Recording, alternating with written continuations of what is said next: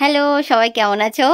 আজকে আমরা আবার চলে এসেছি আমাদের 30 ডেজ চ্যালেঞ্জের আজকে ডে 24। হ্যাঁ, লিখেছিস? হ্যাঁ। আচ্ছা, কি লিখেছে আগে শ্রাবণী শোনাবে, বলো। সকালে গল্প লিখেছি। সকালে উঠেই একটা গল্প লিখে নিয়েছিস? হ্যাঁ। আচ্ছা, পড়তে বসে এইসব হচ্ছে? আর বল। দুটি ছবি এঁকেছি। দুটো ছবি এঁকেছিস? কিসের? একটা রাস্তা দিয়ে মেয়ে যাচ্ছে, একটা রাস্তা দিয়ে মেয়ে যাচ্ছে, আর আকাশে তারা আছে না, ওই তারাগুলোর ছবি এঁকেছি। তারার ছবি এঁকেছিস? এই দুটোই? হ্যাঁ। আচ্ছা, আর ওয়ার্ড কি লিখলি? দড়ি মানে রোপ। আচ্ছা, আর ফুলের কড়ি মানে ফ্লাওয়ার। দেখি ঘোড়া। একটা লিখেছে হচ্ছে রোব আর একটা হচ্ছে ফ্লাওয়ার বার্ড। আচ্ছা, দিয়ে 24 হয়ে গেল আমাদের, না? হ্যাঁ, অনেক দিন পরে করলাম 30 ডেজ চ্যালেঞ্জটা। মানে 30 ডেজ গিয়ে মনে হয় 60 ডেজে থেকে যাচ্ছে নাকি? রেগুলার করছি না আমরা। যাই হোক, এক একদিন যেদিনই করি না কেন সেদিন সেইটা আমরা লিখছি, সেটাই কথা। ঠিক আছে, তুমি কি লিখেছো? হ্যাঁ, আমিও তো লিখেছি। দাঁড়া, আমারটা এই যে, আমারটা হচ্ছে লিখেছি। এই আজকে সুন্দর একটা বাণী লিখেছি, শোন। আজকে একটু একজন বিদেশির লেখনী, ঠিক আছে, তিনি লিখেছেন হচ্ছে শেখার সবচেয়ে সুন্দর দিক হলো, মানে তুই যদি কোনো কিছু শিখিস সেইটার সবচেয়ে সুন্দর দিক হলো এটি এমন একটি সম্পদ যা কেউ কখনো তোমার থেকে কেড়ে নিতে পারে না। এটার মানে কি?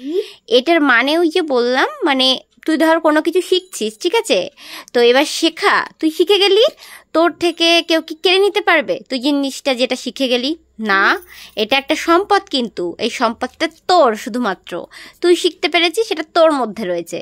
যে জানলো বা যে জানলো না কোনো ব্যাপার না, কিন্তু এটা তো তোর সম্পদ হয়ে থাকলো, কেউ কি তোর থেকে কেড়ে নিতে পারবে? কখনোই নয়। তাই বলেছে, মানে ধর তোর কাছে একটা দামি কোনো কিছু রয়েছে, ঠিক আছে, সেটা কিন্তু যে কেউ কেড়ে নিতে পারবে, বা কোনো কারণবশত সেটা নষ্ট হতে পারে, হারিয়ে যেতে পারে, যা কিছু হতে পারে, কিন্তু কোনো কিছু শিখে গেলি সেইটা কি কখনো হারিয়ে যেতে পারবে? না। সেটা কি কখনো পচে যেতে পারবে? না, কেউ কেড়েও নিতে পারবে না। এটাই বলেছে। এটা হচ্ছে বিবি কিংয়ের লেখা এই একটা লেখনী। তিনি কে? বিবি কিং হচ্ছে, ইনি ভারতীয় নন, ইনি আমেরিকান একজন গিটারিস্ট, গিটার বাজান, ঠিক আছে, উনি লিখেছেন। আর একটা আমি ইংরেজি ওয়ার্ড লিখেছি, সেটা হচ্ছে বকা দেওয়া। বকা দেওয়া, ঠিক আছে, এই বকা দেওয়াটার ইংরাজি হচ্ছে স্কোল্ডিং। হাই, বকা দিচ্ছি না, এটা হচ্ছে স্কোল্ডিং। এইটা আমি কি বানিয়েছি? আবার কি? কি এটা?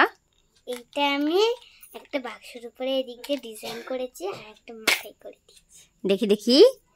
ও, এটা হচ্ছে মানে ওয়েস্টেড জিনিস দিয়ে একটা কারুকার্য হয়ে গেল। এটা ফেলে দেওয়া একটা কৌটো, যেটাকে এরম ভাবে মুড়িয়ে এটা করা হয়েছে, না? বাহ, এর মধ্যে জানো কি আছে? কি আছে রে? দাঁড়া দেখাচ্ছি। রং। ও, এর মধ্যে রংগুলোকে রেখে দিয়েছিস? আচ্ছা, কতগুলো রং এঁটেছে? বেশ কয়েকটা ঠিক আছে তো। বাহ, 11টা। আবার গুনে রেখেছিস? 11টা। হ্যাঁ, গুনে গুনে রাখবি। একটা রং হারিয়ে গেছে। 12টা ছিল? হ্যাঁ, কালো রংটা হারিয়ে গেছে। কোথায় গেল? জানি না। কালোটা তো সব সময় লাগে চুলে কালার করতে, তারপরে কালো রঙের মেঘ হলে শেড দিতে। কি হবে? পেন্সিল দিয়ে করি। কি অবস্থা! এবার গুনে গুনে ঢোকাবি, হ্যাঁ, স্কুলে গিয়ে যখন এগুলোকে রাখবি। ঠিক আছে, টাটা। টাটা। দেখা হচ্ছে পরের ভিডিওতে। সবার সাথে সবাই ভালো থেকো, সুস্থ থেকো। হ্যাঁ।